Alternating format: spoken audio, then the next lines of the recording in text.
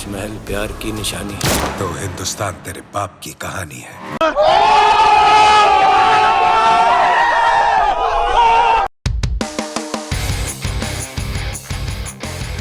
Hello Shyam Sharma show के इस episode में आपका बहुत बहुत स्वागत है। आज मुझसे जुड़ने के लिए, आज का एपिसोड देखने के लिए आपका बहुत बहुत धन्यवाद और आप सबको एक सेक्युलर प्रणाम। तो कुछ समय पहले एक बड़ी ही इंटरेस्टिंग मूवी का एक बड़ा ही इंटरेस्टिंग ट्रेलर ड्रॉप हुआ है और दो बड़े रीजन हैं क्यों मैं इस मूवी के बारे में बात करना चाहता था। पहला रीजन तो यह है कि मुझे हमेशा इस चैनल पर ये कंप्लेंट मिलते हैं कि भाई श्याम, बॉलीवुड की मूवीज में इतना लेफ्टिस्ट बायस क्यों है। बॉलीवुड में ज्यादातर जो मूवीज बनती हैं उसमें फर्जी सेकुलरिज्म क्यों घुसेड़ दिया जाता है, वो सारी मूवीज इंडिया से नफरत क्यों करती हैं, इंडिया को अप्रिशिएट क्यों नहीं करती हैं। और दूसरा रीजन ये है कि इंडिया के बारे में ना, इंडिया में भी और इंडिया के बाहर भी एक ये नैरेटिव फैलाया गया है कि इंडिया के तो लोग कमजोर हैं, लड़ना नहीं जानते हैं, गांधी जी की तरह दूसरा गाल आगे करते रहते हैं हमेशा। इंडिया ने तो सिर्फ गुलामी देखी है, पहले इस्लामिक घुसपैठियों की गुलामी, उसके बाद अंग्रेजों की गुलामी। लेकिन यार, इंडिया की सच्चाई इस नैरेटिव से बहुत अलग है। इंडिया का चप्पा चप्पा बहादुरी और दिलेरी के किस्सों से भरा हुआ है। तो इससे पहले कि हम भुज फिल्म की अमेजिंग ट्रू स्टोरी जाने, जरा भुज के ट्रेलर के बारे में बात करते हैं। ट्रेलर काफी इंटरेस्टिंग है, ट्रेलर काफी एक्साइटिंग है, डायलॉग्स भी काफी एक्साइटिंग और काफी टाइट है। भगवान कृष्ण ने कहा है, किसी की जान बचाने के लिए की गई हिंसा धर्म है। भाई, किसी भी सुपरहिट मूवी में बढ़िया डायलॉग तो जरूरी है ही, और अजय देवगन की पिछली मूवी तान्हाजी में भी काफी बढ़िया बढ़िया डायलॉग्स थे। तो मैं होप कर रहा हूँ कि इस मूवी में भी जो ट्रेलर में दिखाए गए डायलॉग्स हैं वो मूवी के साथ बहुत अच्छी तरह से मिक्स करेंगे। तो भैया, ट्रेलर से तो मेरी काफी एक्साइटमेंट बढ़ गई है इस मूवी के लिए।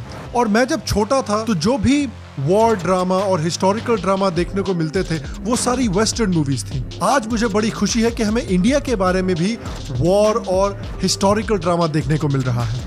थोड़ी है, छाती भी फूलती है, क्या बताएं। इस ट्रेलर के बारे में एक और कमाल की बात यह है कि ये जो ट्रेलर है ये इंडिया से शर्मिंदा नहीं फील करता, ये इंडिया पर फख्र करता है।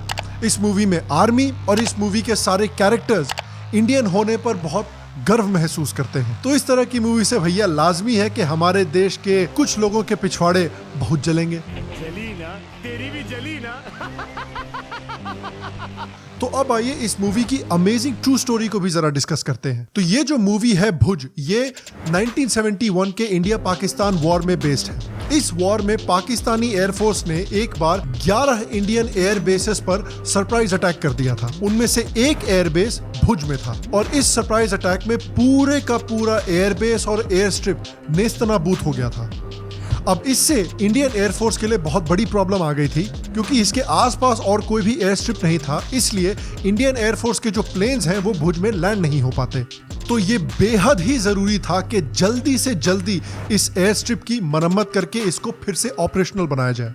क्योंकि हम सब जानते हैं कि एक कन्वेंशनल वॉर में आर्मी तो जरूरी है ही, नेवी तो जरूरी है ही, लेकिन जिस आर्मी ने भी हवा में सुपीरियोरिटी बना ली वो आर्मी तो जंग जीत गई। तो इंडियन एयरफोर्स ये कोशिश कर रही थी कि बीएसएफ के जवानों का इस्तेमाल किया जाए इस एयर स्ट्रिप को दोबारा मरम्मत करने के लिए, लेकिन क्योंकि युद्ध छिड़ा हुआ था, बीएसएफ के बहुत ज्यादा लोग अवेलेबल नहीं थे इस मरम्मत के काम के लिए। और इस एयर स्ट्रिप को जल्दी से जल्दी मरम्मत करने की जरूरत थी, क्योंकि पाकिस्तानी आर्मी जो थी वो भुज की तरफ बढ़ रही थी और अगर इस एयर स्ट्रिप को टाइम पर नहीं रिपेयर किया जाता तो पाकिस्तानी आर्मी भुज पर कब्जा भी कर लेती। और ऐसे सिचुएशन में आते हैं हमारी कहानी के हीरो विजय कार्निक, जिनका रोल इस फिल्म में अजय देवगन निभा रहे हैं। विजय कार्निक 1971 के युद्ध में एक स्क्वाड्रन लीडर थे। उन्होंने इंडियन एयरफोर्स 1962 में ज्वाइन की थी और उन्होंने 1962 के इंडिया चाइना वॉर और 1965 के इंडिया पाकिस्तान वॉर में भी देश की सेवा की थी। स्क्वाड्रन लीडर कार्निक के पास ये प्रॉब्लम थी कि उनके पास बहुत सारे लोग अवेलेबल नहीं थे इस एयर स्ट्रिप की मरम्मत करने के लिए। इनके पास 2 और ऑफिसर्स थे जिनका रोल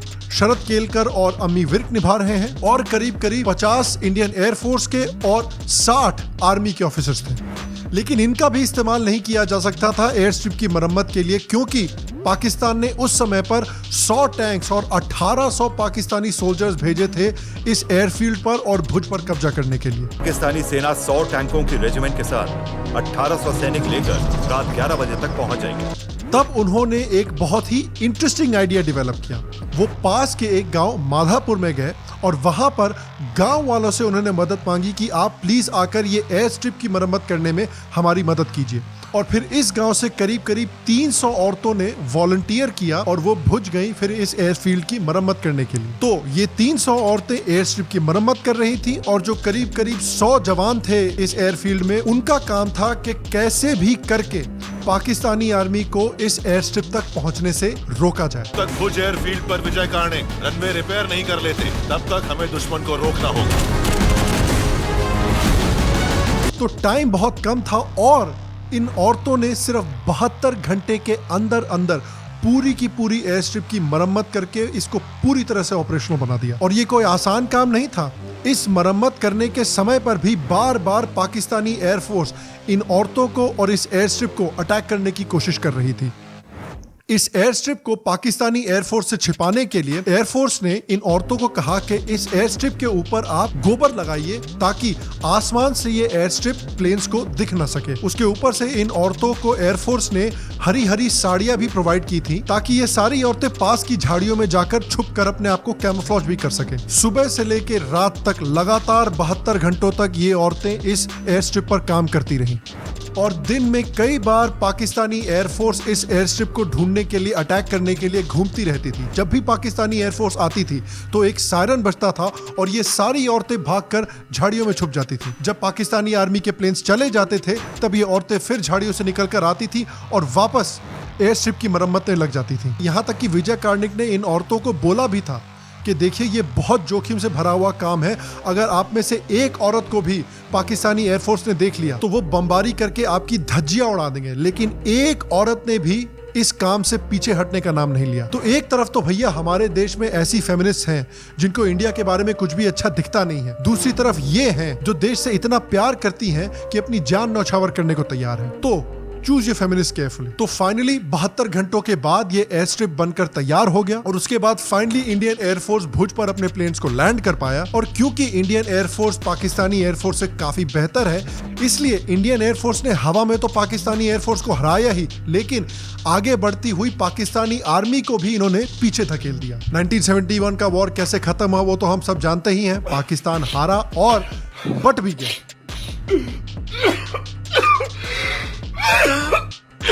और 1971 के युद्ध में इतना बड़ा योगदान करने के लिए हाल में ही गुजरात की गवर्नमेंट ने भुज के माधापुर गांव में इनके लिए एक मेमोरियल भी तैयार किया जिसका नाम था वीरांगना स्मारक। और इस सारे ऑपरेशन को इंडिया का पर्ल हार्बर मोमेंट माना जाता है क्योंकि जिस समय पर पाकिस्तानी एयरफोर्स ने अटैक किया था इंडिया पर, वो समय इंडिया के लिए एक बहुत ही डिफिकल्ट समय था।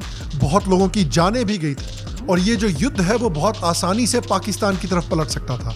लेकिन इंडियन एयरफोर्स की, इंडियन आर्मी की और इन औरतों की बहादुरी और हौसले की वजह से इंडिया ने ये जंग जीती। एक और कैरेक्टर के बारे में यहाँ पर बात करना बहुत जरूरी है जिनका किरदार संजय दत्त निभा रहे हैं, जिनका नाम है रणछोड़ दास पागी बिरारी। रणछोड़ दास जी एक चरवाहों की कम्युनिटी से थे जो भुज का और पूरे के पूरे कच्छ के एरिया का चप्पा चप्पा जानते थे और इसलिए इंडियन आर्मी ने उनको अपनी मदद करने के लिए रिक्रूट भी किया और उन्होंने इंडियन आर्मी की मदद करने में एक बहुत बड़ी भूमिका निभाई थी 1971 के युद्ध में।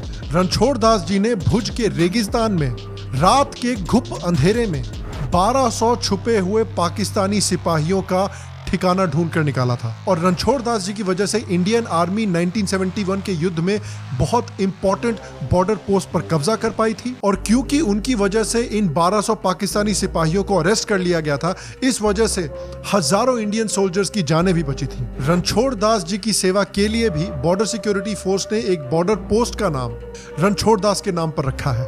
भारत की सेवा के लिए इनको संग्राम मेडल, पुलिस मेडल और समर सेवा स्टार भी दिया गया है। और इनका किस्सा इतना फेमस हो गया आर्मी में कि legendary Indian military commander Sam Manekshaw personally Ranchhod ji से मिलने के लिए गए, उनको इनाम भी दिया और उनसे दोस्ती भी की। और मैं होप करता हूं कि ये मूवी जो है इस कहानी को अच्छे तरीके से स्क्रीन पर दिखा पाएगी। तो देखिए, मैंने दूसरे क्वेश्चन का तो सवाल दे दिया जो मैंने वीडियो के शुरुआत में पूछा था। अब आते हैं पहले सवाल पर कि भाई बॉलीवुड में इतना लेफ्टिस्ट बायस क्यों है? हमें ऐसी मूवीज क्यों नहीं देखने को मिलती जो इंडिया को सेलिब्रेट करती है, जो इंडिया से प्यार करती है? और ये बात समझिए कि अगर हमें उस तरह की मूवीज चाहिए तो हमें उस तरह की मूवीज के लिए मार्केट क्रिएट करना पड़ेगा। तो जब ये भुज मूवी निकल कर आएगी तो इसको बड़ी तादाद में जाकर देखिए, जिस तरह से आपने उरी को देखा था और जिस तरह से आपने तान्हा जी को देखा था। सभी डायरेक्टर्स को और सभी स्टूडियोज को आप ये दिखाइए कि अगर आप इस तरह की और मूवीज प्रोड्यूस कीजिएगा, इस तरह की और मूवीज बनाइएगा, तो वो गारंटीड सुपर हिट होने वाली हैं इंडिया में, ताकि डायरेक्टर्स को और स्टूडियोज को इंसेंटिव मिले और इस तरह की मूवीज बनाने का। तो हमारे ऊपर ये रिस्पॉन्सिबिलिटी बनती है कि हम इस तरह की मूवीज का एक सीरियस मार्केट बनाएं इंडिया में। तो मैं तो इस मूवी को जरूर देखूंगा जब ये मूवी निकल कर आएगी। और मैं आपसे पूछना चाहता हूं कि क्या आपने अभी तक ट्रेलर देखा है?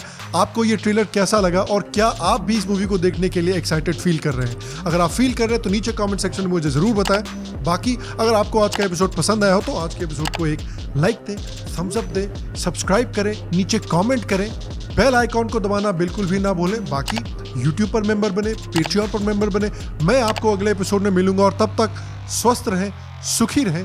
फिर मिलेंगे और आप सबको एक सेकंड प्रणाम।